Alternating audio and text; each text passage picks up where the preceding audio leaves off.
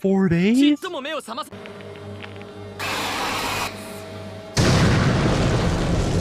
Nope. Nope.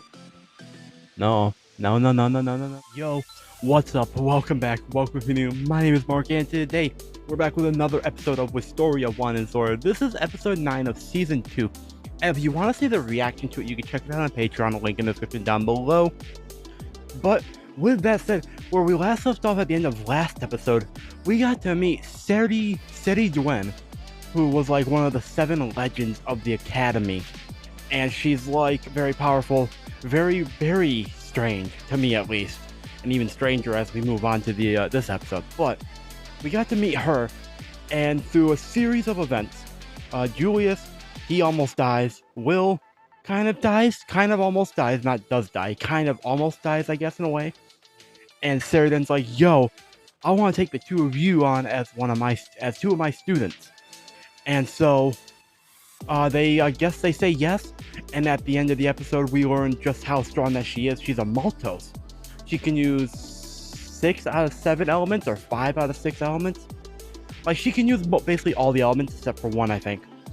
And then before the episode ends, she has Will strip, or tells him to take his clothes off. And that's where we end. And so I want to get into this episode, but as always, the Patreon down below, as I said, join it.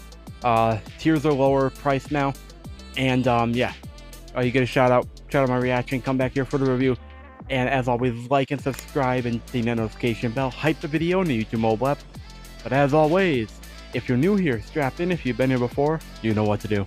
Grab your snacks, grab your drinks, grab your notebooks, because I took a lot of notes this time, and let's talk about the episode. So this episode starts out right where we left off, with Will having his shirt already off, and Seri Duen is very how do I put this in a nice way?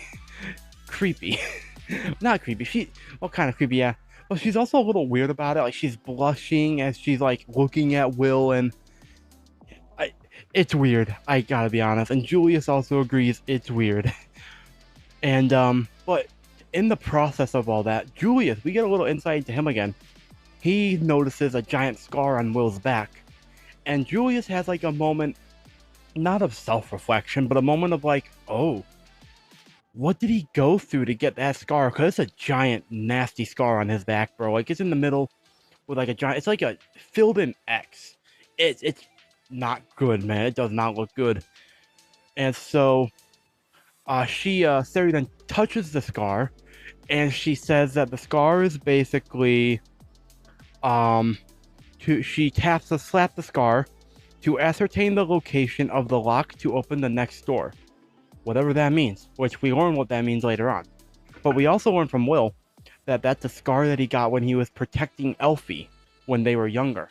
And damn, even as a kid he was a badass, bro. That's one of the thoughts I had. But anyways, she slapped the scar, and apparently that's a lock and key sort of thing, and I'm not quite sure. But anyways, they talk about the anchoring stuff that Julius had Will trying to do, and she says that Julius was he had the right idea, and how she actually called him a genius, but Julius took that as empty flattery, so he was like, I don't need that empty flattery, bro. He didn't actually say the bro part, but that'd be funny if he did. And from what we learn, Will is the very embodiment of anchoring, and he's already cleared the hurdle of storing magical energy. And now this is where things get a little iffy for me. Starting to get iffy for me. Because he already has the blood of mages running through his veins, he is the very embodiment of anchoring because he's already cleared the hurdle of storing magical energy. But his body is a little unique in that he can't expel magic from himself, which I guess, yeah, makes sense. And but his body stores and hoards magical energy from outside. And now she gives him a new job, which is to learn how to draw on the stored energy, because as we learn, he actually doesn't technically need to rely on other people's magic because he stores it. So he's trying to like draw upon the stored stored energy, magical energy stuff. Yeah, I'm just gonna move on. Because that it did hurt my brain a little bit, if we're being honest here. And so she says that he is gonna learn to charge without the magic of others, which is what we already talked about. And now, she draws some kind of seal, like it looks like a dark magic seal, if I'm being honest here. And she pushes him into it and says she's gonna pour her magic into the lock, which is apparently the scar on his back, and send him to a certain place. And I made the a certain prediction that he could die or be stuck there. And yeah, she says come back safely. If he could die, that makes sense that she would say that. And the spell is called, that she uses, is called Twarv Historia. And I think it's his soul, technically, that was sent back. And I think that's what it is. But we see that he's been sent back to when he protected Elfaria, when he got the scar. That makes sense. And meanwhile, it's been 4 days since he lost consciousness. I'm not sure how fast time flows inside the past that Will is in, but that's not good if he's already been unconscious for 4 days without opening his eyes, bro. And where are we? There. And Julius, for his credit, is wary of this working, and I don't blame him, honestly. Like, yeah, people are probably gonna hate him for like being so like suspicious of her, but at the same time, think about it this way. Sure, she's a legend, but at the end of the day, she is still some random witch who showed up, all powerful, basically kidnapped them, told Will to take off his shirt, and got all creepy and weird about it, and then sends him supposedly into the past and makes Will falls unconscious. I can't even blame Julius for being suspicious of that, man. And for good reason, because she's also unsure as well. But she also says she's not going to discredit the Finn's way, because swords is his area, as we know. But she does think that reaching the heavens has another way to do it. Whatever that means. And so moving on, back to Will and Elfie, really. We learn from Will that Elfaria was more selfish back then. Which, I mean, fair enough. I mean, it's not surprising, actually, compared to now. If only because, like, back then she was a child, a literal child. I mean, technically, they're still children. They're teenagers, I'm pretty sure. But, like, back then, she was a literal child. Sure, she was powerful, but she was a literal child at the end of the day. And so, like, back then, she could be more carefree and more selfish like that. And then I asked the theoretical question of, is Will gonna have to choose between the past and the present? Initially, because I was like, could he choose to stay there if he wanted to? But I don't know.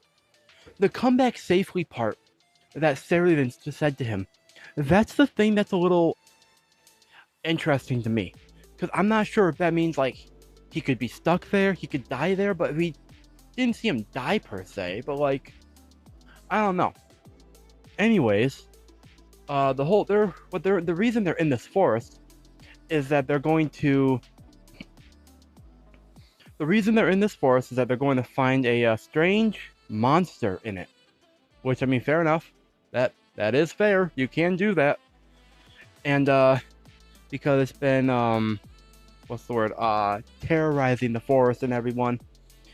And, Will learns that his body and voice are on autopilot, essentially, following the past. He's just a spectator, is what it comes down to. And so they're chilling right now, and then they're chilling against the tree after doing their running for a while, and then Elfie uses her second secret magic, which was a spell that is a gentle spell that only made ice candies. Which, I mean, fair enough, I guess. And then he asks her why she always gives him so much of it. And she says that Will is always sharing his food with everyone at the orphanage. And so she wanted to help him out, sort of thing. And that definitely sounds like Will. That does sound like what Will would do, to be honest. And something else we learned is that Elfie has always been forward, even more so when she was a kid. I made that what's the word, that speculation, that not observation, that she's always been very forward, but even now she's even more forward, man. I mean, even back then, I mean, she was more forward. And she says something which I'm not gonna talk about here because it really does mean nothing, I think. But you should see my reaction to it on Patreon. It was funny as fuck to my reaction, bro. So I'd recommend checking it out. Okay. Now I gotta go figure out where the page is, where I left off. Ah, right there. And so, moving on. Where are we? Hold on. Trying to figure out. Okay, so moving on. We get a scary monster jump scare, and it was actually genuinely like I was like, no, in the reaction, bro. You should have seen my reaction. I was like, yo, nah, I'm good, thank you. And yeah, and so we also learned that a Warren Regarden sends monsters and bad guys running to this forest behind the orphanage, and and father said that the kids shouldn't go there, but they went there anyways because they're kids. And at some point, I don't know when exactly this happens, but we do get a mid-roll, of course. And this time, the mid-roll's from the foster father's diary. First one's about Will, the second one's about Elfie. And I think it's interesting. Like, I actually spent a little while writing this all down because I wanted to talk about this. So first off, the foster father's name is Ashley Surfart. I don't know if that's a translation error or if that's just the name. I mean, I would not be surprised. I'm sure there are guys named Ashley. Doesn't matter. I just thought, huh. Anyways, the foster father, from what we see of the diary excerpt, he seemed nice, and he talked about Will in the first half of the mid-roll, and basically it was like how Will's always nice and caring, but like to his disgruntlement or whatever. But then he's like, Will has no power, but then he also doesn't think Will gain that special power of magic. And then he also wishes that he could like stay and watch over Will forever, which that was sweet. I don't know if that's like because he's like he thinks he's like fragile, but that's sweet. Then he also says, may the Mage Queen watch over him and all that, like the usual kind of like prayer stuff. Well, that was cool. And I wrote down that he did seem nice. I'm pretty sure I already mentioned that, but it bears repeating. The Frostfire does seem nice, which honestly, when it comes to stories with orphanages, there's like a 50-50 chance of whether or not the dad's going to be a nice guy or not. So this is really good that he's like actually seems like a decent guy. Now, the interesting part is the second half of the mid-roll credit. Because in the second half of the mid-roll credit, this talks about Alfaria. And I gotta see, the father talks about how, I keep calling the father like he's a priest. He actually might be a priest, but like, it's easier to say the father instead of father, just sounds better as like a talk about from like an outsider perspective. The father basically begs Will to look after Alfaria because he basically talks about how she's cunning, mischievous, and how she's already very powerful and even more powerful than him, which I'm curious to know more about the foster father now. But like, she also says he also says that she'll one day lead a revolution in their world, probably in their magic society or magic world or whatever. But if Will's not there, ... and then he begs Will to look after her because if Will's not there, she'll make the whole world an enemy. And then he also apologizes for being powerless, which we love guys that are self-aware, man. Well, I do. I like when they're self-aware. It's helpful for character building. and stuff.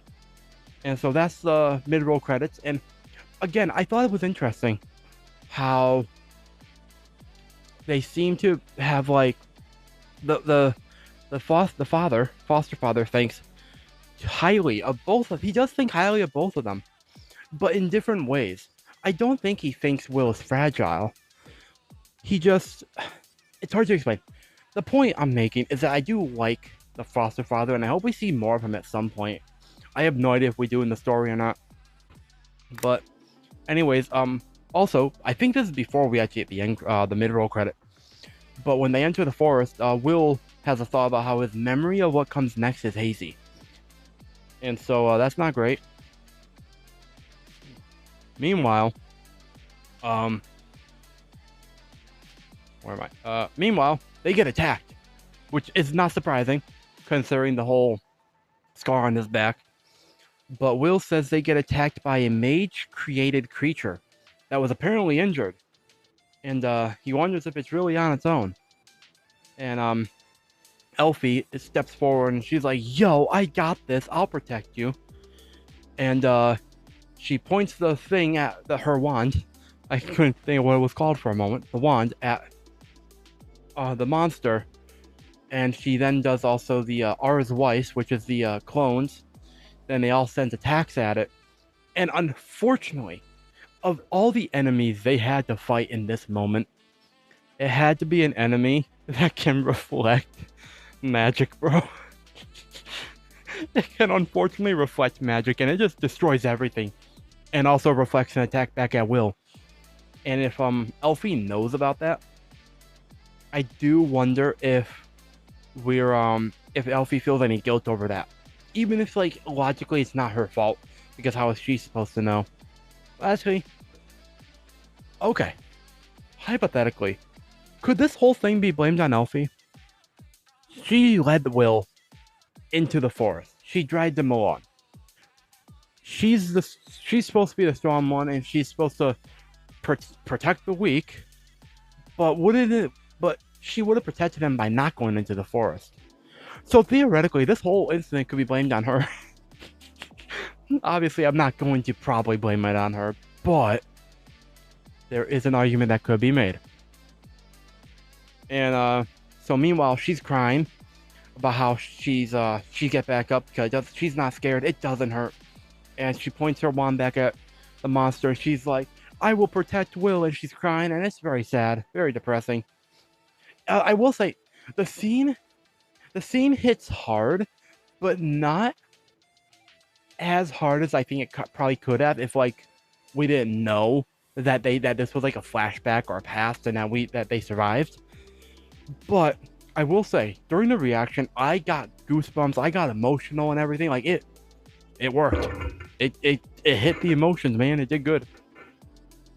And so meanwhile, Will, I don't know if it's the present Will or the past Will, but he's yelling at himself about how he hates the him that always gets protected by Elfie. And that basically spurs him to move. And he covers Elfie. And unfortunately, that covering her, it worked. Not for him, though. He got a giant thing in his back, bro. And then, on top of that, he's bleeding and everything, and, like, it's just not good. And I'm honestly surprised that he survived. But basically, as he goes unconscious, we get to see what actually happened back then. The Mage Queen appears, and she's like, "Awaken." And she's telling Will to awaken after he falls unconscious. And his power comes out, and he uses a fully charged Titus Weiss, which, that's pretty cool. That looks pretty cool. The scenes, the shots, very cool, man, I gotta say. And meanwhile, he eventually wins, and everything works out. And then, once that's all taken care of, we come back to the present, and Julius is like, "Yo, it's been 6 days. The second bloom is around the corner." And they are cutting it close. But that's like the classic, like, main character cuts it close sort of thing, so I'm not surprised. But luckily, Will finally remembers everything. Hopefully. And I hope it's for good. Like, I hope he remembers this all for good. I'm not sure how he's going to be able to use his power when the time comes in the second bloom, but I am very interested to see how it goes. And then we end with Seriduen being like, yo, go out there and make a new story. And that's just really cool, man. Like, there's more stuff that I could have talked about, but I talked about it in the reaction.